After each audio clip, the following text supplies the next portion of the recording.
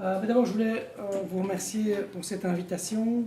On va évidemment se présenter en plateforme territoriale le BBP et la SAU, mais il est clair que l'administration, le BDU qui existe aujourd'hui, est un partenaire extrêmement important de notre travail futur. Donc je suis extrêmement heureux d'avoir été invité, que nous ayons été invités pour pouvoir vous présenter notre réalité.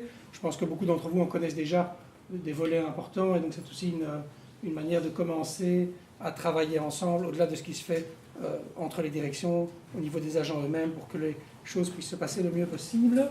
Je vais tout de suite préciser qu'en réalité, pour ce qui concerne le BBP, il y aura deux orateurs qui vont intervenir, moi d'une part et d'autre part notre directrice adjointe, Mme Anne de Canière, qui va présenter des dossiers concrets sur lesquels on travaille en partenariat avec la SAU. Et c'est aussi elle qui répondra aux questions dans un deuxième temps. Alors, peut-être que la plupart d'entre vous le savent, mais je refais tout de même la genèse du processus qui a amené à la mise en place de la plateforme territoriale. Le premier élément, c'est le constat du gouvernement qu'il était possible, potentiellement possible, d'amplifier l'action de la région Bruxelles-Capitale dans son développement territorial pour pouvoir réussir à optimiser la ressource territoire. Et donc, pour pouvoir le faire, il fallait revoir les structures en place. On a donc nommé les deux individus, les deux serviteurs qui sont présents ici pour prendre la direction de Perspective. Perspective étant le nouveau nom du Bureau bruxellois de la planification, pour ceux qui n'avaient pas encore été informés de ce changement qui a été officialisé, je pense, autour du 22 septembre. Il y a autour de Perspective évidemment une structure. Nous sommes sous la tutelle du ministre de l'Aménagement du Territoire. Nous travaillons en partenariat dans le cadre de la plateforme territoriale avec la Société d'aménagement urbain. Nous sommes chargés de gérer le secrétariat du Comité régional de développement territorial, dans lequel une série d'autres administrations vont être représentées, puisque l'objet de ce comité régional est précisément de coordonner l'action des différents acteurs qui influencent l'aménagement du territoire et d'essayer de faire en sorte qu'ils se coordonnent le plus possible en amont de la mise en œuvre des projets, et pas de constater en bout du processus que des difficultés apparaissent parce que, par exemple, le BBP, la STIB, l'administration en charge de l'urbanisme et du patrimoine ne se serait pas parlé à temps. Donc ça, ce sera une des missions du comité régional de développement territorial, sur lequel je reviendrai par la suite. Et ensuite, un comité directeur. Donc, si vous suivez l'organigramme, on descend en dessous du bureau bruxellois de la planification, on voit le comité directeur du BBP qui chapeaute l'action des 4 départements. Le département statistique, c'est-à-dire l'IPSA, l'Institut bruxellois de la statistique et de l'analyse, le département connaissance, qui est chargé de faire des diagnostics et des observatoires, le département de la stratégie qui met en œuvre, et le département transversal. Je vais détailler le rôle de chacun par la suite. Là, vous avez notre organigramme dans notre très belle couleur. On a beaucoup de débats sur la couleur dans l'institution, mais donc ça, c'est notre organigramme dans notre plus belle couleur. Il ne fait que retranscrire ce que je viens de vous décrire à l'instant. Je ne suis pas sûr que les noms soient lisibles. C'est un test. Ceux qui savent lire les noms savent qu'ils ne doivent pas aller chez l'oculiste. Pour tous les autres, la question se pose. Je vais essayer... Moi-même, en fait, ici, j'ai du mal à lire, mais comme je connais l'organigramme, c'est pas grave.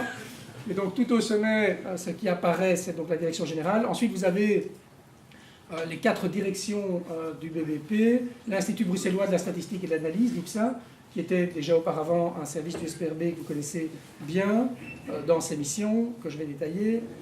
La connaissance, qui est donc une nouvelle direction qui est recomposée sur base de certaines équipes de l'ADT et de certaines équipes de la DEP précédemment.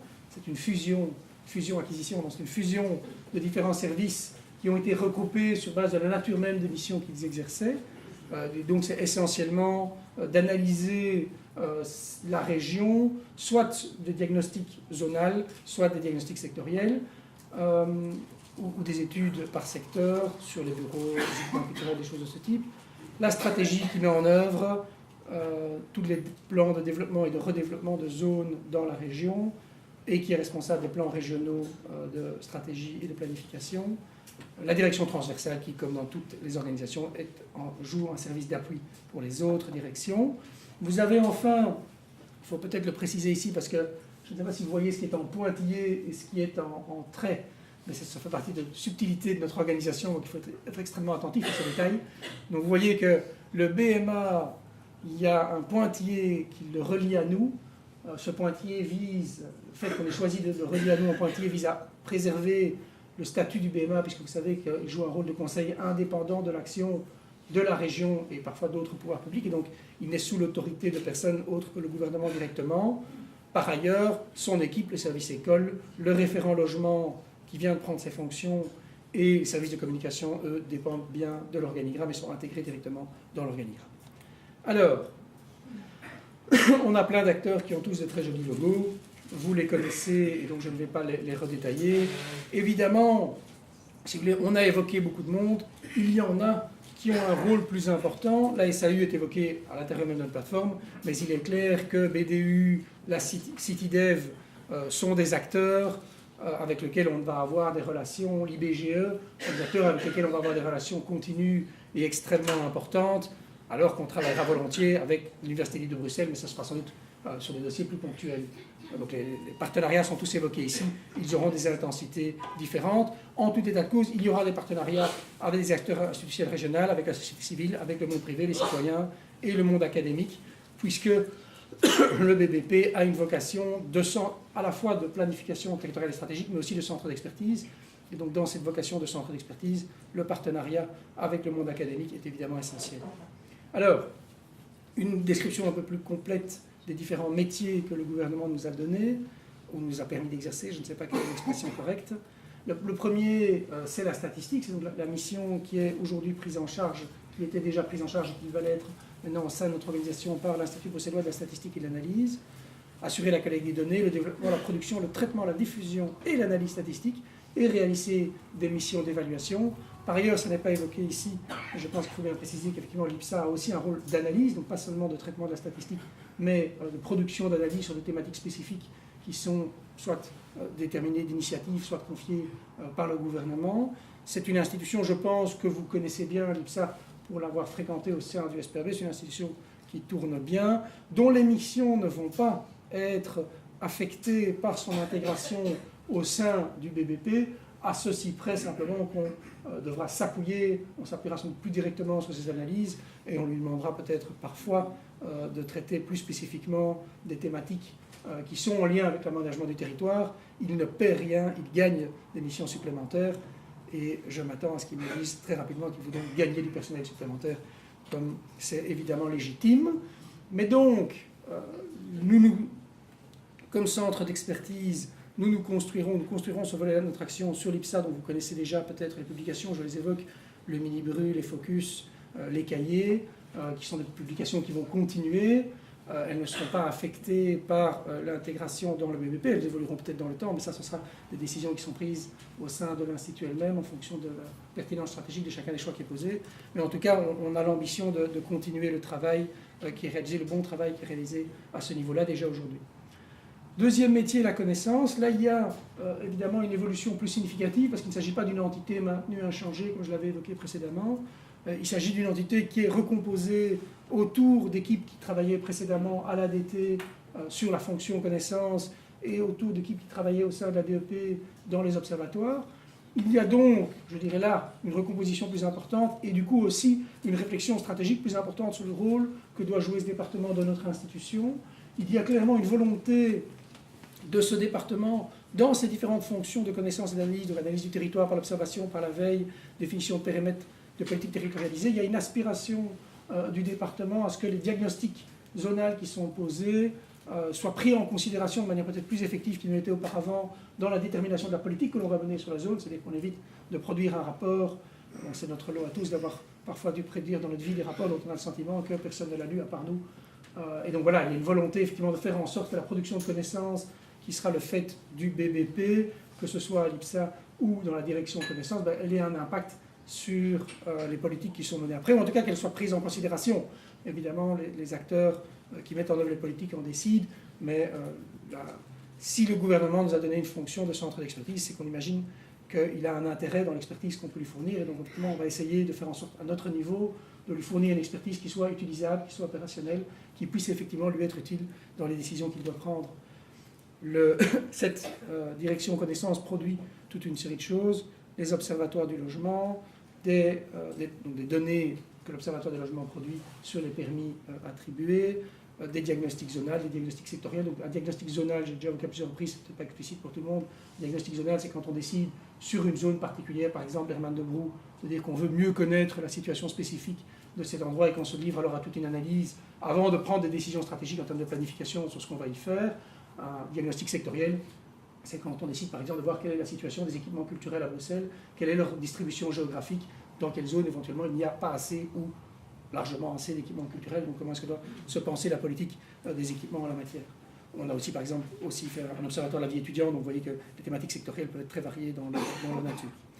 Le troisième volet, c'est la stratégie, dans lequel on a une mission réglementaire, donc on se situe là peut-être un peu en dehors du champ de notre vocation de centre d'expertise, on est là dans un aspect beaucoup plus opérationnel, puisqu'il s'agit de réfléchir à la planification stratégique au niveau régional. C'est le PRDD qui va bientôt être mis à l'enquête publique ou le PRAS comme document réglementaire régional.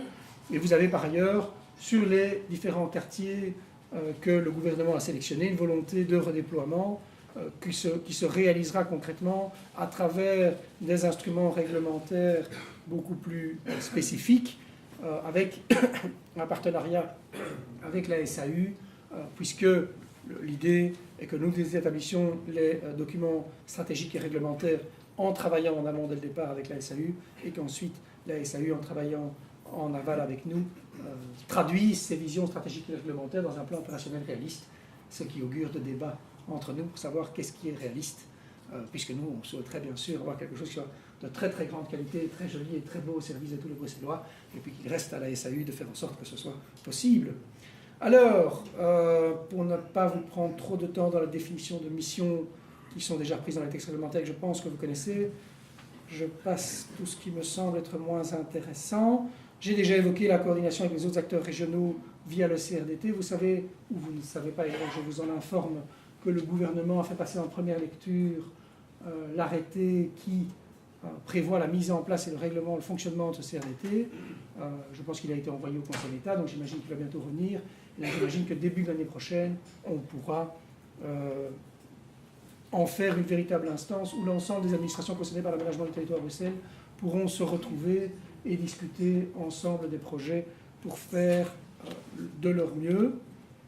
Alors, la structure de notre travail, c'est d'établir au niveau politique, en concertation avec les politiques, une vision stratégique pour la région ou pour une zone. Ensuite, d'établir des documents réglementaires qui traduisent les décisions qui ont été prises. Vous savez, pour pouvoir réaliser concrètement sur certaines zones les objectifs stratégiques qui ont été établis et confirmés par le gouvernement, il faut sortir de la réglementation qui s'applique à l'ensemble de la région, parce que celle-ci est en général trop contraignante pour pouvoir envisager le déploiement d'un hôpital, d'un parc, etc. Et donc il faut à ce moment-là délimiter un cadre réglementaire autre que le règlement régional d'urbanisme sur la zone spécifique pour permettre d'y réaliser les projets. Et donc c'est cette vision stratégique dans un premier temps et cette traduction réglementaire que le BBP devra concrétiser. Et nous avons reçu du gouvernement un nouvel instrument pour pouvoir le faire, c'est le plan d'aménagement directeur. C'est évidemment un document essentiel puisqu'il est censé ramener dans un seul document ces deux volets. Ce sera dans ce volet que l'on développera la vision stratégique qui était auparavant prise dans le schéma directeur. C'est aussi dans ce volet que l'on reprendra les dispositions réglementaires pour traduire ce volet stratégique qui était auparavant prise dans un PPAS. Et donc on essaye de rassembler tout. La volonté du gouvernement, évidemment, c'est de rendre à la fois, je pense qu'elle est double, je ne sais pas si je suis autorisé à parler dans son nom à ce niveau-là, mais je pense que la volonté du gouvernement est double. Il s'agit d'une part de rendre le processus plus cohérent, c'est-à-dire d'éviter qu'il y ait 5 étapes avec éventuellement des incohérences entre chacune d'entre elles, d'autre part de faire en sorte évidemment que ça aille plus vite, que cette cohérence améliorée se traduise aussi par une plus grande rapidité dans l'exécution. Le titre 2 du COBAT rappelle nos compétences. Entre autres, je l'ai découvert en relisant ça, on peut aussi exproprier les gens. Je ne réalisais pas qu'on avait cette faculté, mais je pense que c'est extrêmement limité dans le champ d'application arrêté, puisque c'est vraiment dans un cas très très précis, lorsque c'est un texte réglementaire que nous avons émis qui a cet effet, donc normalement ça ne devrait jamais arriver. Alors, la plus-value de la mise en place de l'institution, c'est une meilleure connaissance micro, macro et pluridisciplinaire du territoire régional. Donc là, ce sera le défi concret pour notre institution, c'est évidemment de montrer que la restructuration qui a lieu, elle permet d'améliorer le service qui peut être délivré aux Bruxellois. Ce qui n'est pas facile parce que le service qui était délivré après en Bruxellois était déjà de qualité, donc il faut réussir à montrer que la nouvelle structure a une valeur ajoutée. Et donc, on doit réussir à articuler, à créer des liens entre des départements pour qu'effectivement chacun puisse s'approprier le travail qui est fait par les autres, en tenir compte et améliorer la qualité des choses. C'est un travail qu'on avait déjà commencé à faire, qui n'est pas encore complètement abouti, puisqu'on est très fort pour l'instant dans la gestion opérationnelle du transfert.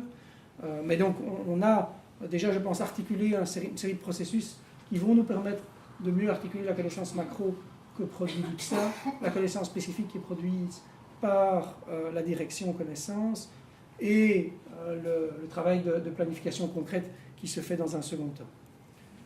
C'est un défi, donc je termine par là, que nous allons relever en essayant de coordonner tous les acteurs qui sont directement chez nous, y compris les acteurs qui n'ont pas été explicitement évoqués, comme le BMA dont l'équipe est chez nous, le service école et le référent logement qui ont des missions spécifiques sur lesquelles on peut vous répondre, mais qu'on n'a pas repris ici pour ne pas dépasser le temps que vous nous aviez accordé. Je pense que pour le réussir, il faudra évidemment aussi travailler avec les autres acteurs, en particulier l'urbanisme, l'urbanisme et le logement, qui sont des acteurs directement concernés par notre action. Et donc, je terminerai cette présentation en faisant une invitation à ce que cette logique de collaboration que nous voudrions entamer puisse se concrétiser le plus rapidement possible avec vous sur toutes ces matières. Merci beaucoup.